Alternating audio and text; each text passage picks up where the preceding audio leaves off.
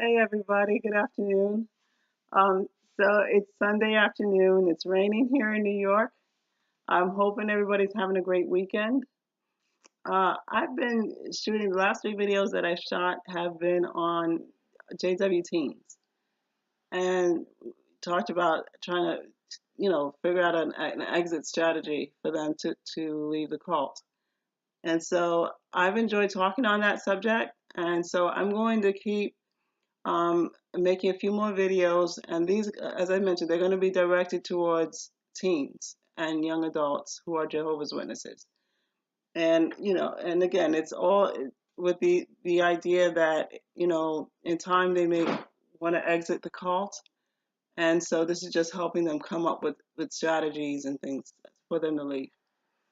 All right. So again, this video today is for LGBTQ teens and young adults. So the first thing we should mention is that um, the JW cult, it acknowledges the LGBTQT lifestyle. It acknowledges it, but it does not promote it, meaning that members who identify as LGBTQT are told they cannot act on that identity.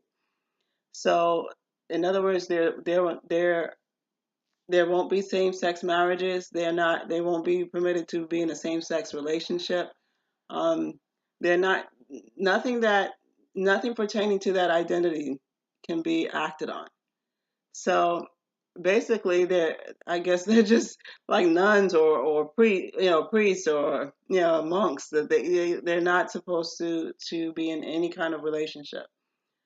You know, the only relationship that is permitted. I'm talking a romantic relationship. The only one that is permitted is a heterosexual relationship. So, basically they're saying that you have to, you're not allowed to be in a relationship that reflects your identity. You have to be in a relationship, you're only permitted to be in a relationship that goes against that identity.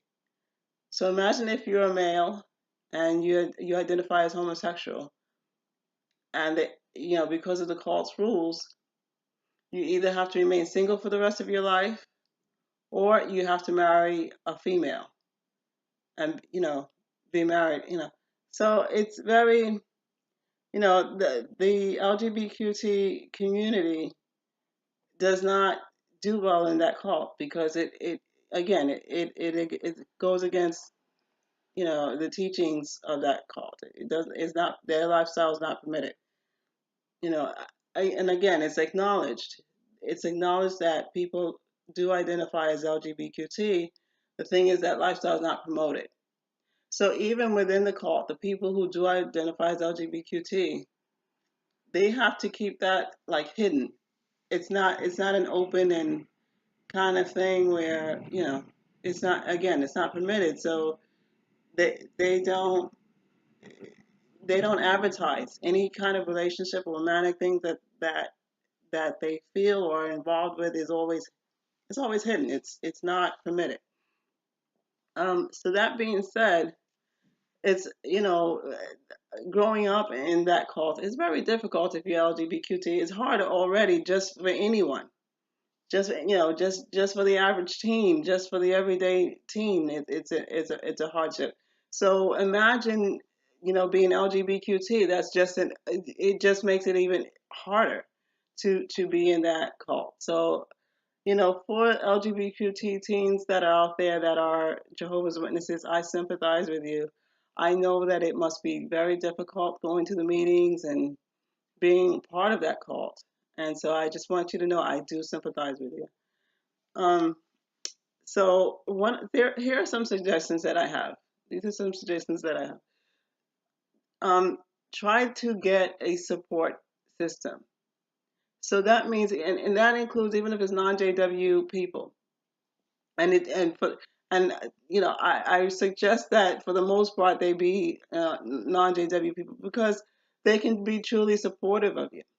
You know, um, yeah, it's the problem with JWs is that they're on one hand they're saying we understand that you identify as LGBTQT, But then on the next hand, they're saying, but you can't do anything about it. So what you want to do is find someone who's going to take the second hand away and just stay with this hand that says, I support you as an LGBTQ person. That's it. That's it. You don't, the part that says, well, you can't do anything, you need to, those kind of individuals you don't need in your life. You want somebody who is supportive of you as a whole individual, not just, but I don't want you doing X, Y, Z. I don't want this. That doesn't help. It doesn't help. These years are the teenage years and the young adults. Those are the best years of your life. And so to say, well, I don't want you, doing what average normal teenagers do because you're LGBTQ, that is not a healthy, that's not healthy. It's not right. And so I really strongly suggest you try to get non-JW support. And that means, kids at school, if there are parents and your friends' parents that you can like turn to for support, that would be great. But again, you want to try to get support from people who won't be, conditional about it. I'm willing to support you as long as you don't do X, Y, Z. That's not really support. That's not really support. So that's my first piece of advice is try to get a healthy support system. All right. The other thing I would like to recommend is, here, especially like here in New York, there are various agencies that give support to LGBTQ teens. So I recommend, going online and Googling it and seeing what agencies are in your neighborhood that provide support to LGBTQ teens, and and reaching out to them, and again, you want to make yourself part of that community, and support your peers.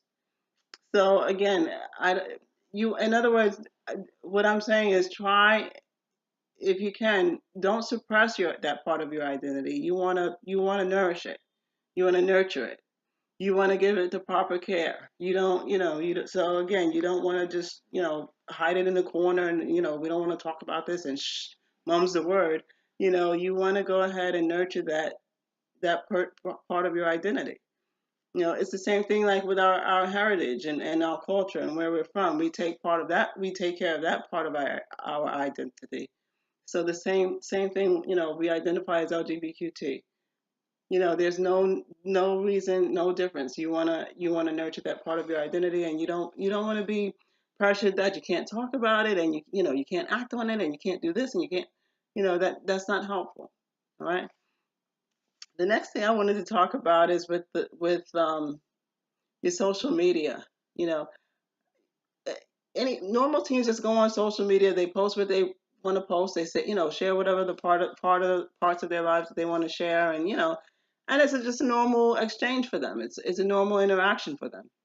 And for some LGBTQ teens, especially who are Jehovah's Witnesses, their parents or the elders are now policing them online. And if they see something that's that they post or comment on or whatever, it becomes an issue.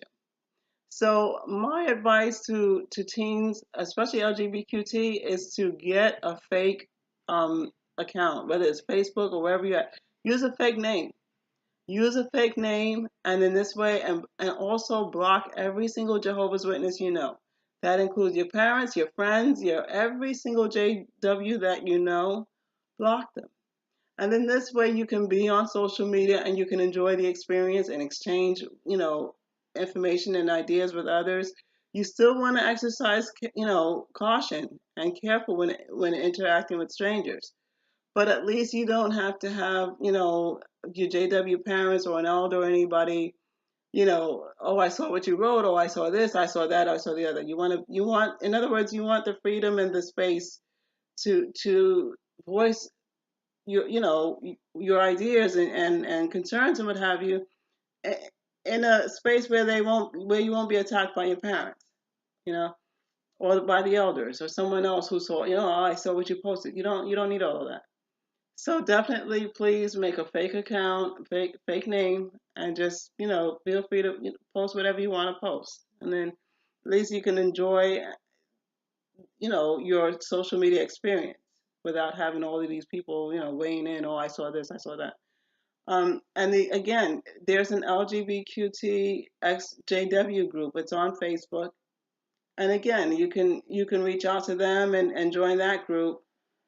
And again, you can have support. And also, they can help you in terms of planning your exit from the group. They can give you more ideas. In addition to the ones I'm giving here, they may have other suggestions. So you want to that's what I mean. You want to reach out to as many as possible who can help you with this. All right. And so, and like I said, here in New York City, they have so many different agencies that provide support to LGBTQ teens. And again, there are some teens that get thrown out of their home. When they announce this to their parents, they get thrown out of their home. And so these agencies are there to help them find housing and other services. So that's what I want to encourage. Go online and Google, try to search out all of the agencies in your community that provide support, and get that information first before before you talk to your parents about anything, or before you come out to your parents. Get that information first. Have all that information beforehand, and then that way, you wanna plan for the worst. You wanna hope for the best, but you plan for the worst. And then that way, just in case they do ask you to leave the home, you already have agencies and things in mind where you can go to for help. All right. So next thing I want to recommend is, and this is for the I'm going to say young adults, 22, 23, 24. If you're in a position to give advice and help, to younger LGBTQ teens too, so they really could use your help in terms of support. They need that. They need to know that they're not alone, that you got through that same stage and they can make it as well. So that's one thing that I do recommend, to really try to give support to that population. And especially since being part of that cult is hard enough on them as it already. Um, they could use support and the encouragement from others who have already walked in their shoes. And again, you can give them ideas as to, what may make things easier, what works, what doesn't work, and that, that kind of thing. Um, One thing I do also recommend, and this is what with any population, but especially with the LGBTQ community, be aware of your mental health. Okay. Going to meetings and being hearing that your lifestyle is not, it's acknowledged, but it's not, it's frowned on, or you can't act on it or whatever. That's takes a psychological toll. um to hear that you can identify as a homosexual, but you'll only be allowed to marry, you know someone of the opposite sex. That's a hard pill to swallow. And to hear that it's either that, or either you marry someone of the opposite sex, or you remain single for your entire life. Neither option is good. So I really recommend, you know again, seeking mental health professionals, and just making sure that you're not in a position where you by going, you're just getting more and more depressed, and that you're feeling ostracized and judged and all of that. That's why I say that, is because your mental health is important, and you don't want to put yourself in a position where being part of that organization is just doing you more harm than good. So if it is leading to depression or anxiety or stress or whatever, you really need to address that issue. If you're a teen, you need to discuss that issue with your parents and let them know, this is not working out.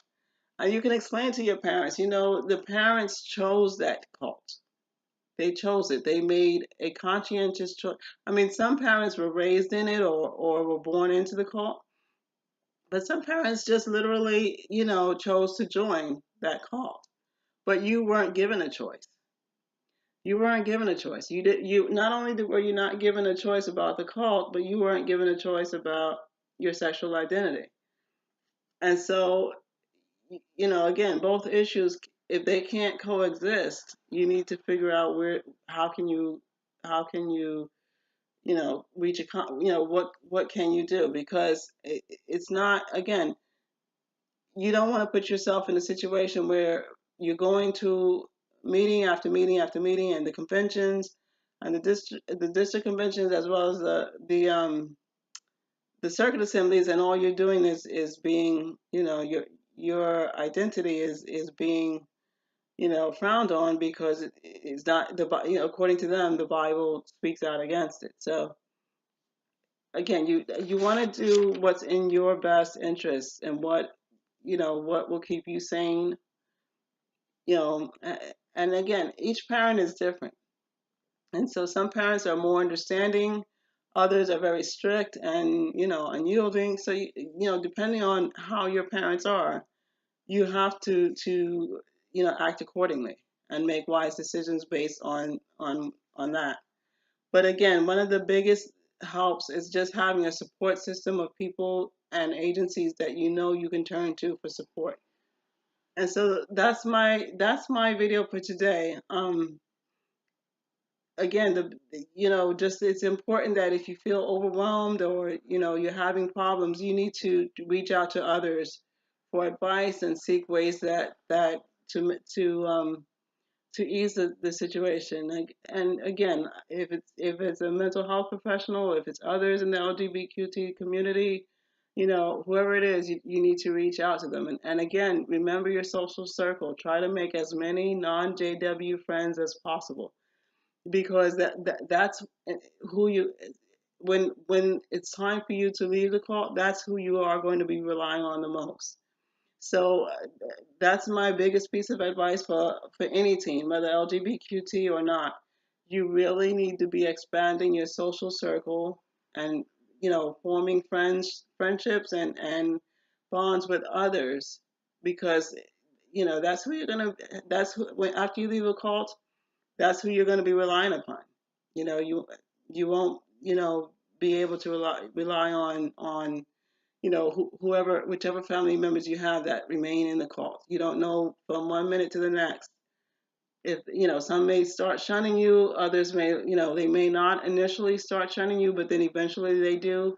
So again, you want friendships and support from people that are going to be there through thick and thin. So that's my video for today. If I left out anything, or if you would like to see me talk on additional topics or something on a different subject, please just leave it in the comment section below. I appreciate it. Thank you so much for watching. Have a great week.